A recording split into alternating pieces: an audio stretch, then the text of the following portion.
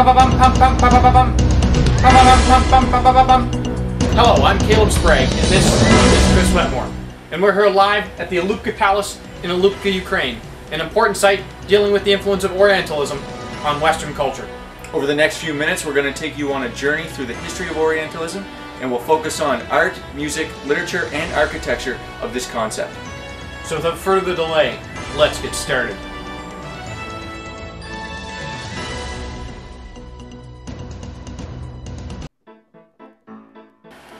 At its most basic, Orientalism is essentially the presentation of Eastern customs by way of Western medium. Although one might think of the East as Chinese, Japanese, or other similar Southeast Asian culture, it also encompasses many nations further west, countries such as India, Israel, and many others from Asia Minor, and even Northern Africa, such as Egypt. These representations of the East can be seen in literary works such as Kubla Khan by Samuel Taylor Coleridge and Ozymandias by Percy Bysshe Shelley.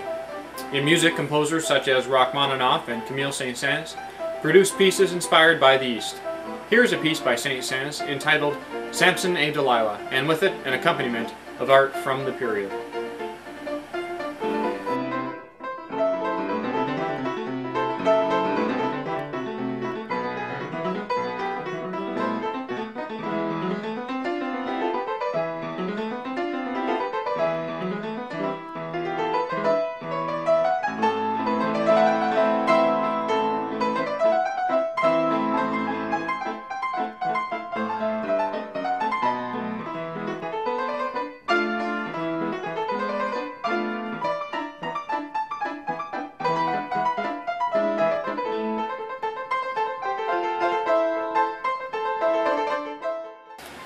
An important scholar and professor on the subject of Orientalism was Edward Said. Said was born in 1935 in Jerusalem and became a refugee in Egypt a few years later.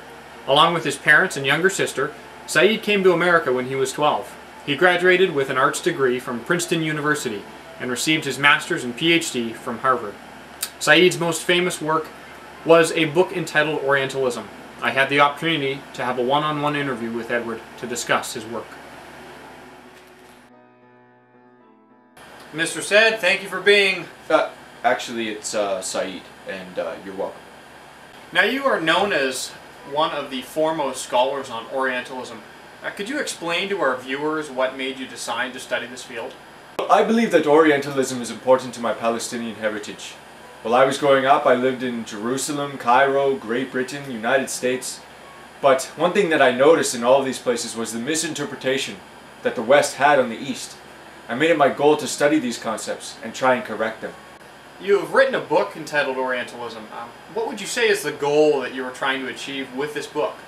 Well, I believe that Orientalism is fundamentally a political doctrine. What that means is that the West created this view of the Orient to make themselves feel superior.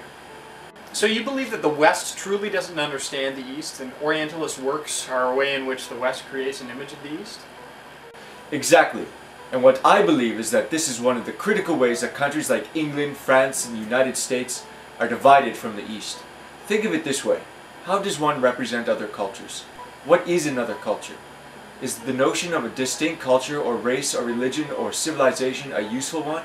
Or does it always get involved either in self-congratulation or hostility and aggression? I understand. So please explain how your book is written. Well, the book is divided into three parts. First is the scope of Orientalism, in which I argue the different views of Orientalism and where they come from. I also make a division between the minor and major views and misunderstandings. The second part of the book is Orientalist structures and restructures. Here I discuss how these views were passed on, either from country to country or amongst political leaders. The four elements I have described are expansion, historical confrontation, sympathy, and classification. Finally, the third part of the book focuses on Orientalism now, in which I give an account of how Orientalism is perceived today. Oh, well, that sounds very interesting. You seem to be really informed on the topic. Well, I look forward to reading it. Thanks for this interview. It has truly been a pleasure speaking with you this afternoon. Orientalism began for two reasons. One was an immediate thing, that is to say, the Arab-Israeli War of 1973, which had been preceded by a lot of images and discussions in the media and the popular press, about how the Arabs are cowardly and they don't know how to fight, and they're, always going to be beaten because they're not Muslim.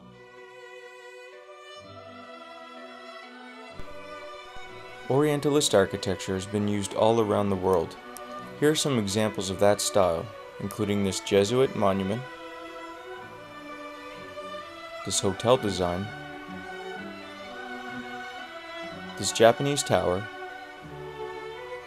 and the ever-popular Alutka Palace that we saw before, located in Alutka, Ukraine.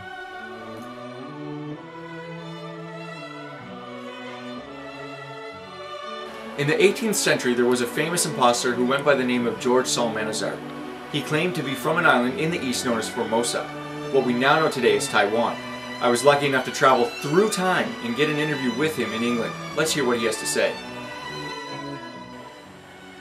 Oh, come in, come in.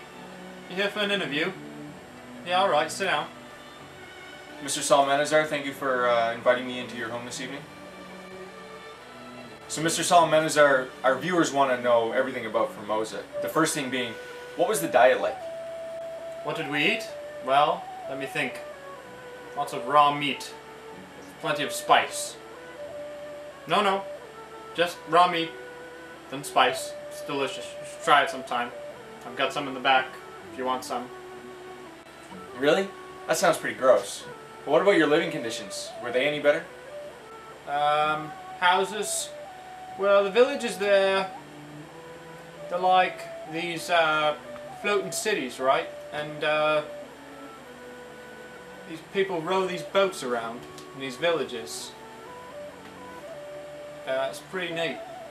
I miss it a lot. It's not like London here. It's much nicer. Oh, okay, so you lived in houses. Well, what about your families? Were they structured the same way that families are structured here in England? Right, so family life is, well, men have as many wives as they want, that's all.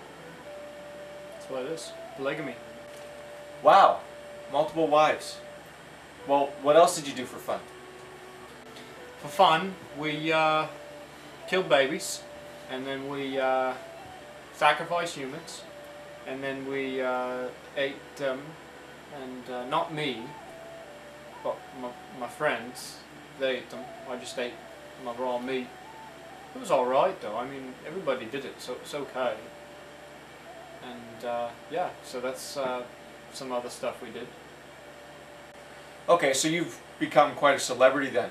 So if any of our viewers wanted to read of any of your adventures or stories, where would they go to get them? Have you written any books? 2 books, alright? Okay, first one's descriptions. It's about my life in Formosa, right? Second one's memoirs. I'm not going to tell you what it's about, because if I do, it's going to ruin everything I just said in this interview. Read descriptions first. Memoirs when I'm dead. Okay. Well, Mr. Salmanazar, it's been a pleasure being in your home this evening. I thank you for your time, and congratulations on your new haircut. Thanks. George Salmanazar was a fictitious name, and his actual name has not been discovered still to this day. His popularity was mostly attributed to the fact that almost no one in England had ever been to this part of the world, nor did they know anyone who had. People of the time were greatly interested in the East, and he used this as a way to become famous. Even in his memoirs, it is debated how much is actually true, as he spent his entire life being an imposter. Sort of like the boy who cried wolf. It's unsure what parts of his life, if any, are true.